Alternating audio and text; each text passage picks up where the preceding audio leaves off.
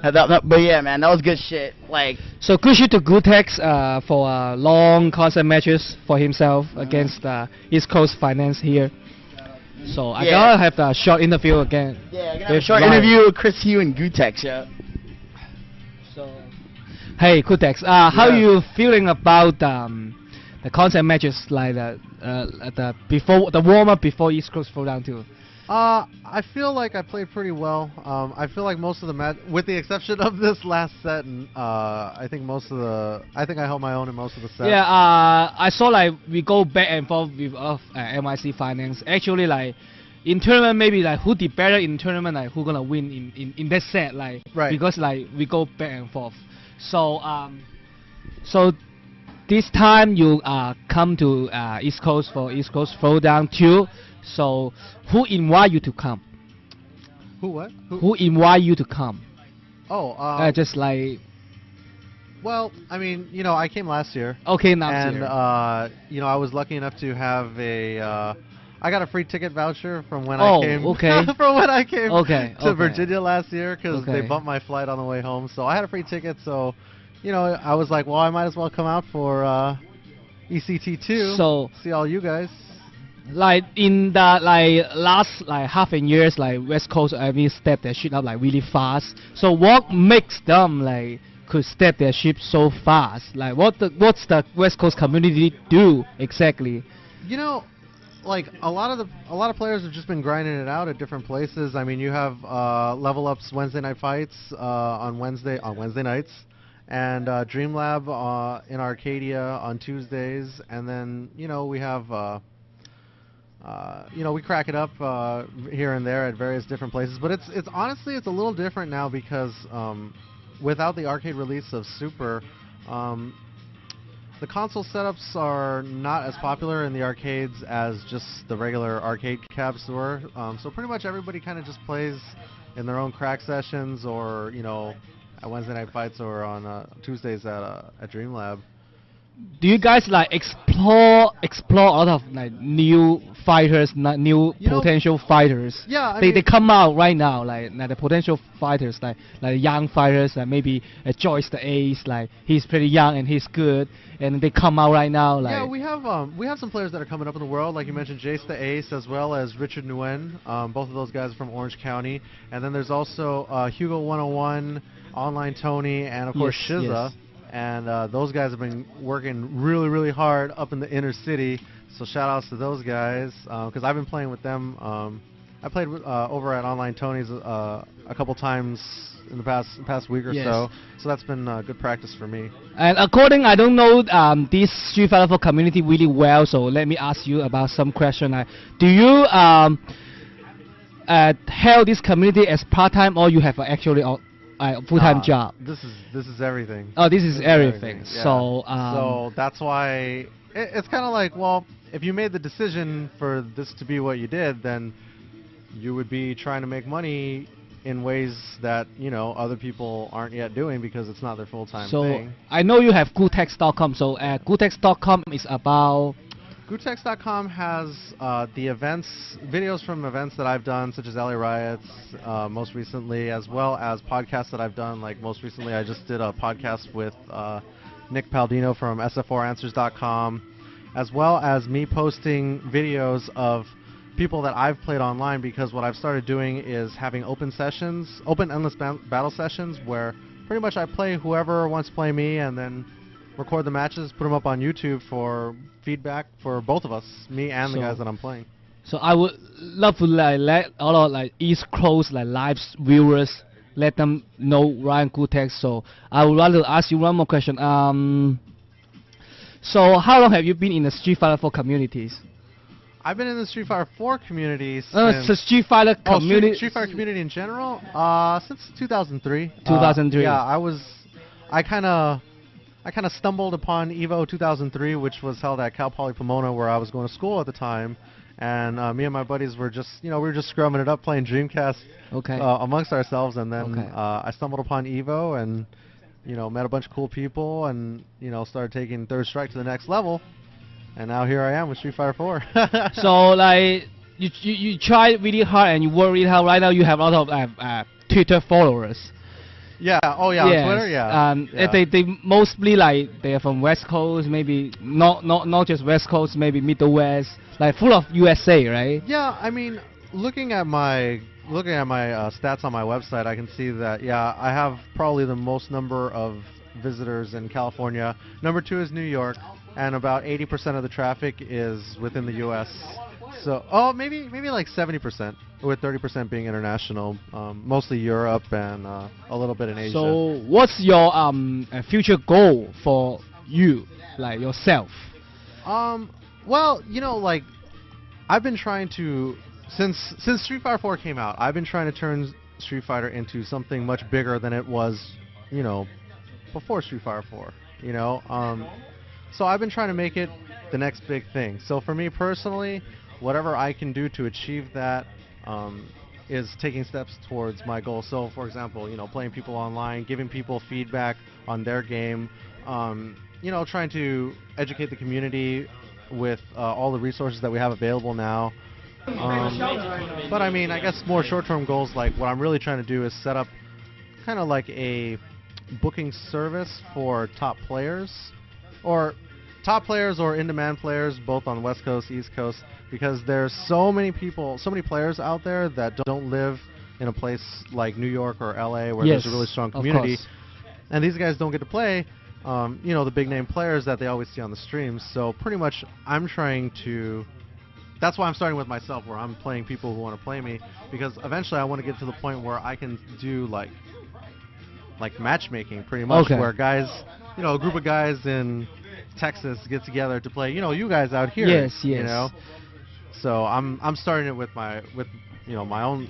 So with my do own you game. think Super Street Fighter 4 will consider one of the major game in the big game scenes like in all Warcraft, Yeah. like StarCraft 2, like Super Street Fighter? Do they gonna consider as a main game like this? Yeah, I think it's going to take a little bit of time, though. But I think it's likely because anybody who's still playing Super... anybody who paid an extra $40 to continue playing Street Fighter 4 is obviously, pretty dedicated and can't be that bad and is at least making strides to get better. So the more players that we have in the community that are actively trying to get better, just the bigger it is.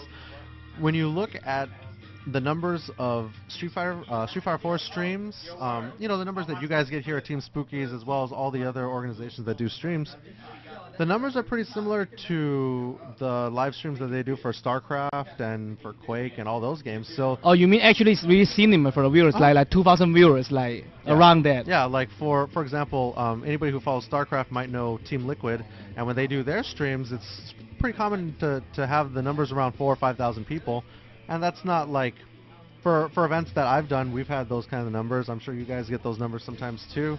So it's totally not like it's not as though the other games have way more viewers and way more fans. It's just that they've been around longer. So do USA consider game as a important thing Nah. No, so how we cooperate this thing into because maybe USA is not going to hosting a major like StarCraft, Right. like Warcraft. So they're never gonna consider Super Street Fighter as like that.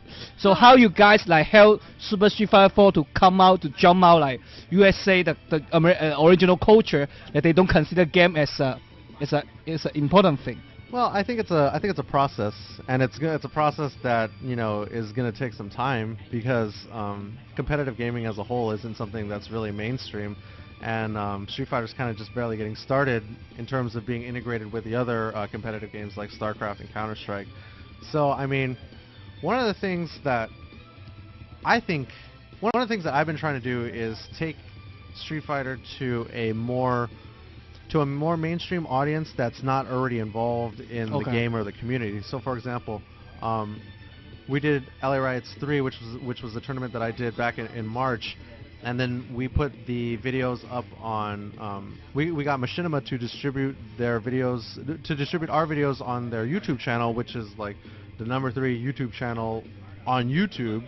So on a channel where most of the people that are watching are fans of FPS games like Halo and Modern Warfare, these guys were actually they really liked watching the Street Fighter tournament matches, even Okay. though they themselves didn't play it. Okay. So that kind of gives me hope that, well, there's this whole group of people out there that are vaguely familiar with the game and would enjoy watching tournaments, but they just don't even know that we exist yet.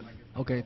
In West Coast, do West Coast have decent sponsors to sponsor Super Street Fighter 4 community? Yeah. I mean, definitely we have Mad Cats, which is based out of San Diego, and they've been super awesome to us with all the events that we've been doing. So yeah, but honestly, there's really not a whole lot of companies that are like actively supporting the Street Fighter scene on the West Coast. I mean, you have Mad Cats, you have Triumvir, Meat Bun a little bit. They also make T-shirts, but really, like, I wouldn't say it's to the point where there's like big money in this because of the sponsors. Yeah, I would say like other tournaments is not like really big the money part. Like, right. The sponsor getting on it. Right, and that's why to me I'm trying to come up with alternative business models that will generate money for the players without the money coming directly from the players' pockets. Yeah, like what kind of business way you think you could add into Super Street Fighter 4, like make the players actually has good players actually has an actual income? Well, that's part of why I'm trying to start basically a booking service, because it would be, it would be like you pay $10 to get in a session with like, yourself and Art for like an hour and a half. So if you did a couple of those every day, right? So who actually is the customers to see us? The customers are the guys who are trying their best to get good, but probably live in the middle of nowhere. Okay, so you mean actually just like provide some players, they try to set their shit up. Yeah. Like they try to like. Right. Because usually the problem with most of these players is not that they suck, it's that there's a couple key things that they're either not thinking about or that they're not doing. And all it takes is like somebody like, myself or you or Art or pretty much anybody here to tell them, hey, maybe you're burning your meter too much, or have you thought about using this move more?